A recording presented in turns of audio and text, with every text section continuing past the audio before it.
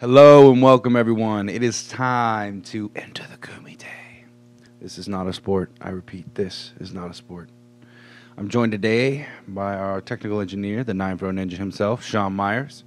And today we will be discussing UFC Fight Night, Makhachev versus Moises. If you enjoy the content we're creating, guys, make sure to like, share, and subscribe. Don't be afraid to hit the little bell icon either. That way you can stay up to date with the latest Kumite gossip. All right, so let's dig into the main card. Gonna go through the main card, talk about some of the interesting matchups, and put our picks in the hat. So we have first up Daniel Rodriguez versus Abubakar Nurmagomedov. Man, Daniel Rodriguez in his last outing against Mike Perry, he really put it on him. I mean, he beat his ass. I'm still a Perry fan, but damn, man, Rodriguez caught my eye, and I regret not catching on to him earlier. I think Rodriguez will give Abubakar a hard time closing distance. He has crisp, long-range boxing and tends not to overextend on his punches.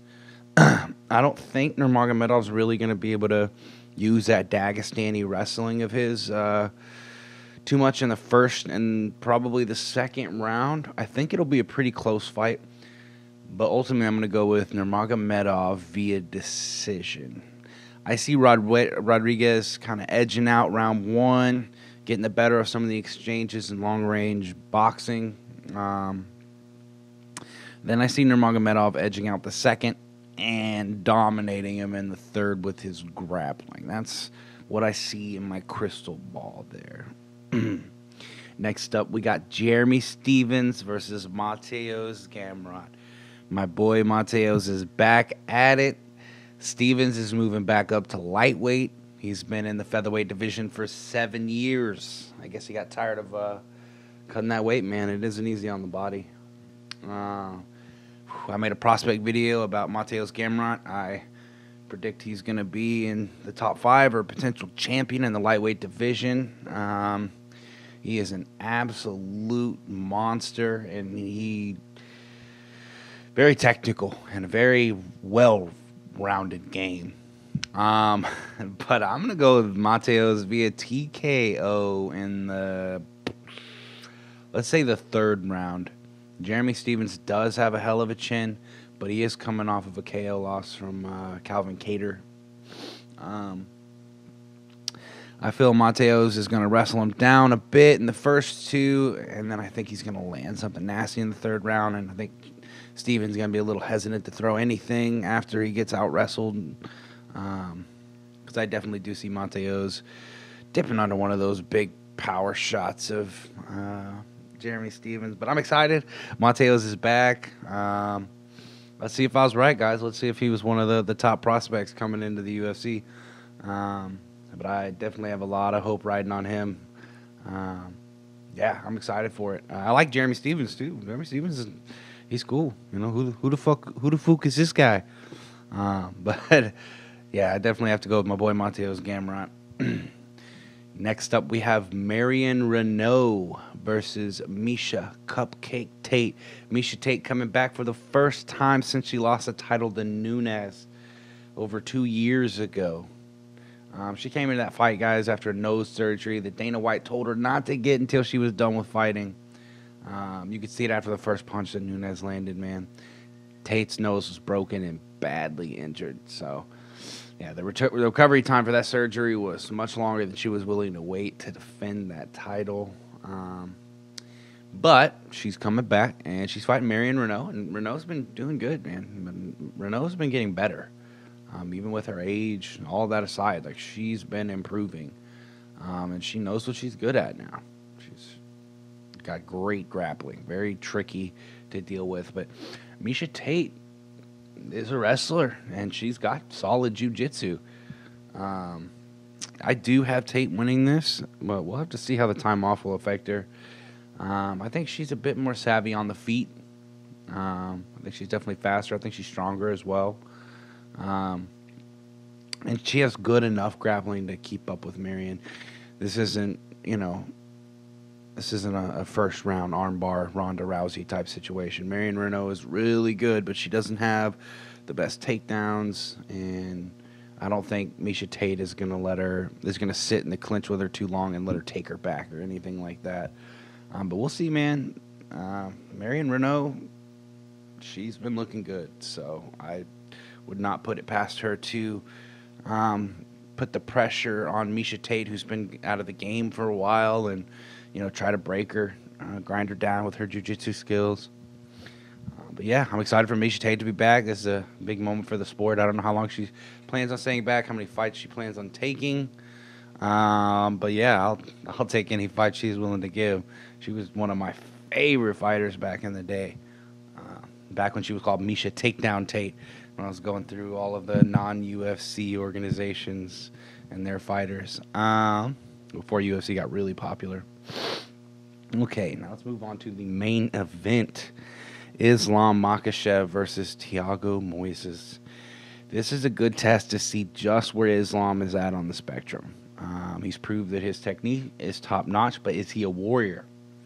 Because Thiago Moises is a legit contender. If he can get one or two more notable wins, he has victories over Michael Johnson, Alexander Hernandez, Bobby Green. He's got some really, really good names under his belt, and he's on a serious streak right now. But can he hold back the prodigal student of Khabib? I don't know. We will see, man. Islam has great wrestling, obviously. He uses those Dagestani handcuffs and figure fours your legs. He's really, that stuff is really annoying to deal with because they put like 4 or 5 things in your way before you can do this to try to get up. First, you have to break this, and then you have to fight this so that you can move this out so that you could try to stand up. Yeah, Dagestan wrestling, man, it's changing the game. But yeah, Makhachev has a very versatile single leg takedown. He can do a lot of different things from that high crotch single leg. He has good striking as well. But I do give the advantage to Moises there, at least in terms of danger and variety. Makhachev can definitely catch someone clean on his takedown feint to overhand mix up or an uppercut.